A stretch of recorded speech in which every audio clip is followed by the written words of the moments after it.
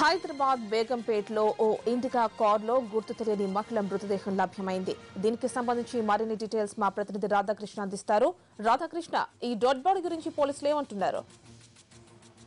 అన్ని ఇవాళ ఉదయం బేగంపేట ప్రకాష్ నగర్ లోని ఒక ఖాళీ ప్లేస్ లో ఉన్న కార్ నుంచి ఒక్కసారిగా స్మెల్ దుర్వాసన రావడంతో స్థానికులు పోలీసులకు సమాచారం అందించడం జరిగింది. పోలీసులు కారు వద్దకు వచ్చి చూసే వరకు కారు లోపల ఒక మహిళ మృతదేహం ఉంది. ఆ మహిళ పూర్తిగా కూడా పైకెళ్లి చెద్దరు కప్పుకొని ఉండడంతో ఆ మహిళను గుర్తించడానికి కొంత ఇబ్బందికర పరిస్థితి కూడా ఉంది.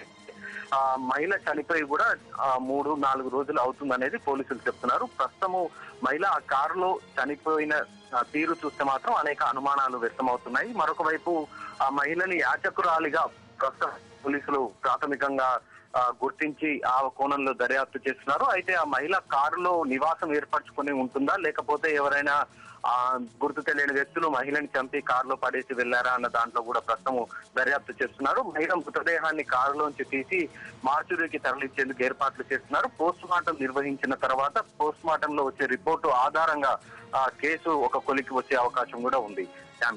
రాధాకృష్ణ, ఆ కార్లో మృతి చెందిన ఆ మహిళ డెడ్ బాడీకి సంబంధించి మరి ఆ మహిళ ఎక్కడి నుంచి ఇక్కడికి వచ్చిందా, లేకపోతే ఇక్కడే ఉంటుందా, లేకపోతే ఆ కార్ ఇక్కడికి సంబంధించిందా, లేకపోతే వేరే స్టేట్ కి సంబంధించి ఎలాంటి డీటెయిల్స్ ఏమైనా పోలీసులు చెప్తున్నారా?